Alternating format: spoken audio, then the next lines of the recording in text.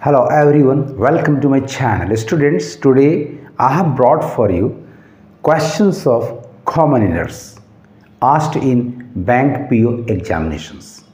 तो आइए टॉपिक शुरू करने के पहले इस वीडियो को लाइक कर लें, मेरे चैनल को सब्सक्राइब कर लें, साथ साथ बेल आइकन को प्रेस कर लें ताकि आपको लेटेस्ट नोटिफिकेशंस मिलते रहें। स्टूडेंट्स, इस तरह के क्वेश्चन में you are given 3 sentences 1, 2 and 3. You have to find out the correct sentence or sentences out of these 3. If none of the sentences is correct, your answer will be number E, all are incorrect. तो आइए topic शुरू करते हैं। Sentence number 1, I prefer to think of history as a somewhat erratic and chaotic process rather than as one characterized by cycles or pendulum swings. आपका जो verb prefer है ये अपने बाद यदि वर्बल ऑब्जेक्ट है तो जीरण लेता है और फिर उसके बाद प्रीपोजिशन टू और फिर अगेन जीरण लेता है। I prefer walking to running. लेकिन यदि प्रेफर के बाद इन्फिनिटिव लाना है, जैसा कि आप यहां देख रहे हो प्रेफर के बाद एक इन्फिनिटिव है, तो जिससे आप तुलना कर रहे हैं वहां एंग्लिसाइज्ड फॉर्म में रेदर देन और तब फिर इन्फिनिटिव वर्ब का प्रयोग होता है। तो आप यहां देखो, and chaotic process rather than as one characterised by, यहां वर्बल ऑब्जेक्ट नहीं आ रहा है। यदि आता है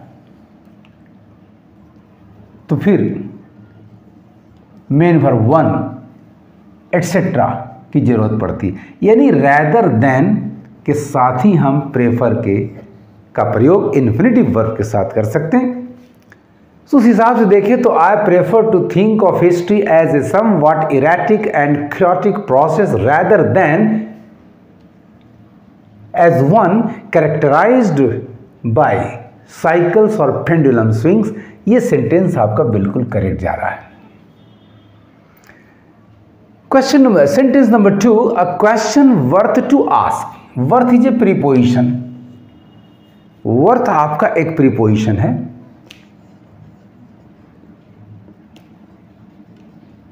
और इसके बाद यदि वर्ब आता हो तो वो जीर्ण होना चाहिए। यदि वर्ब है तो वो जीर्ण होना चाहिए, यानी यहां एरर है।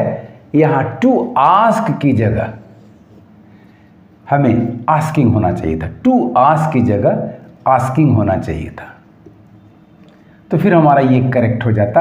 इसका मतलब ये सेंटेंस आपका रॉन्ग है, यानी all are incorrect. Option number E आपका इजीली एलिमिनेटेड हो जा रहा है। अब देखते हैं sentence number 3, the youth did not dare to venture in something, यानी यहां विथ की जगह इन होना चाहिए था, तो फिर ये करेक्ट होता, अर्थात this sentence 2 is incorrect. So only 1 is correct. The right answer is, options को एग्जामिन करने पर number A only 1 is correct. thus B, C and D are easily eliminated. This question has got 3 sentences out of which only 1 is correct. I prefer to think of history as a somewhat erratic and chaotic process rather than as one characterized by cycles or pendulum swings. Question number 2, sentence number 1 आपका है the band have been performing. अब band एक singular collective noun है showing human concern,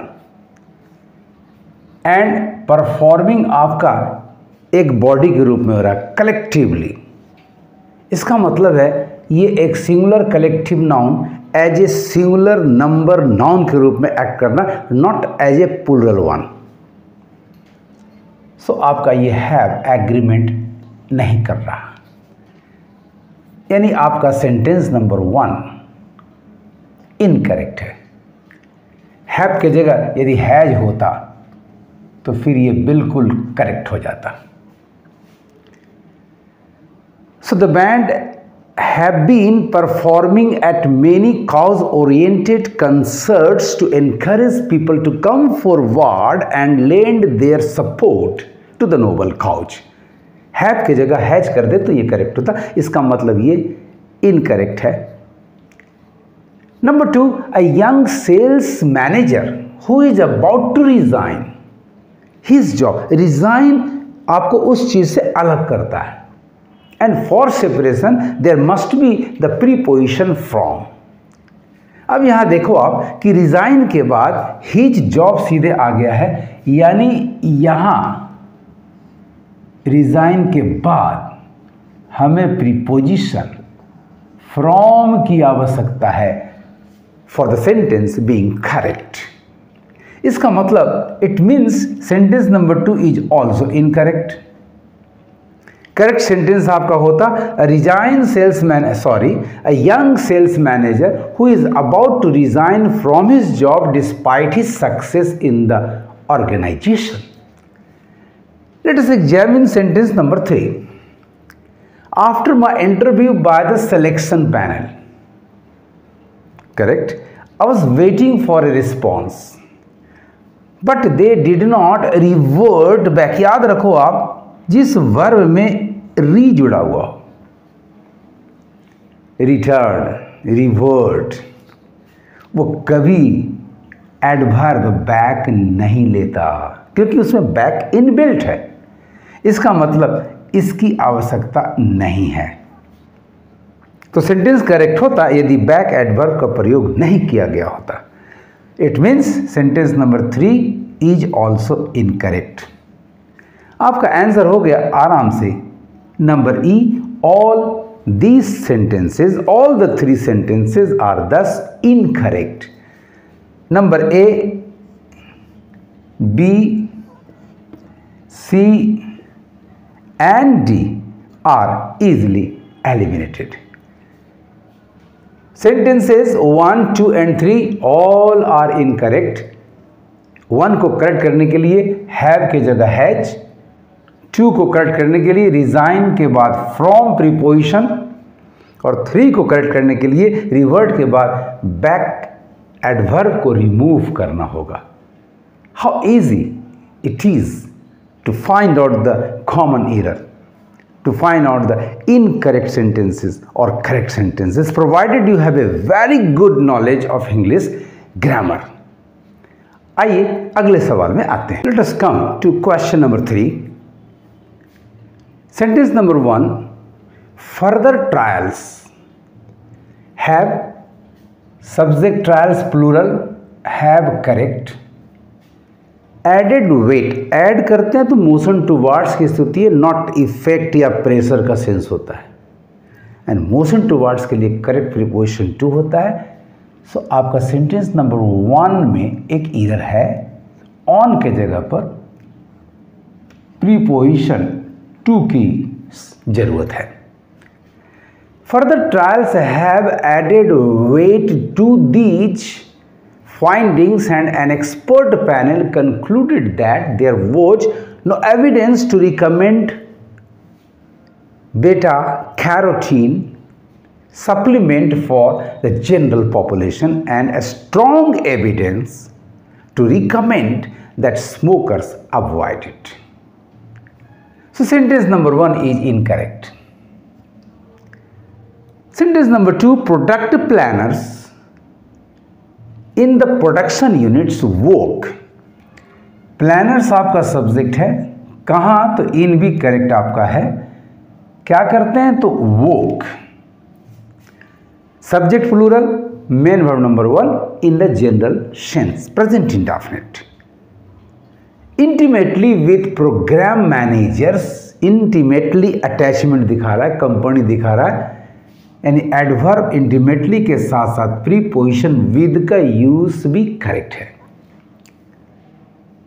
with program managers to defining, with program managers, work with program managers क्या करने के लिए। जब भी याद रखें स्टूडेंट्स, वर्ब से व्हाट का रिस्पॉन्स, व्हाट का जवाब आता हो तो आपका टू इन्फिनेटिव होता है, और इन्फिनेटिव के बाद आने वाली क्रिया हमेशा मेन वर्ब नंबर 1 होती है। इसका मतलब यहाँ एरर है। हमें करेक्शन करने के लिए इसकी जगह पर मेन वर्ब नंबर 1 डिफाइन की आवश्यकता पड़ेगी, सेंटेंस आपका करेक्ट हो जाएगा। In this way the sentence number 2 is also incorrect.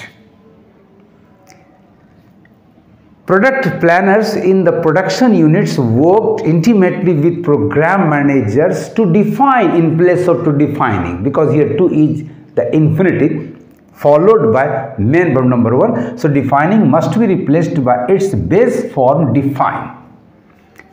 To define new ideas for products or product features. Let us come to sentence number 3. In my very rough analogy. Correct? No problem. We should expect क्या? Our age's ideological conflict to last, क्या करना? To last कितना? About 1/10 of that time.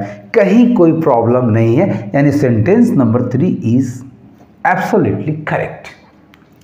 Now let us examine the answer options. हमारा sentence number 3 correct है, 1 and 2 wrong है। इस आधार पर option number ई आसानी से एलिमिनेट हो गया। All are incorrect, no 1 is correct. Only 1, no 1 is wrong, eliminated. Only 3, yes 3 is correct, this is the right answer, and thus C and D are eliminated. Only sentence number 3 is correct. In my very rough analogy, we should expect our age's ideological conflict to last about 1/10 of that time. In this way, it's very easy as well as interesting to find out the incorrect sentence or sentences, the correct sentence or sentences, or a segment containing a common error, a grammatical or a contextual error.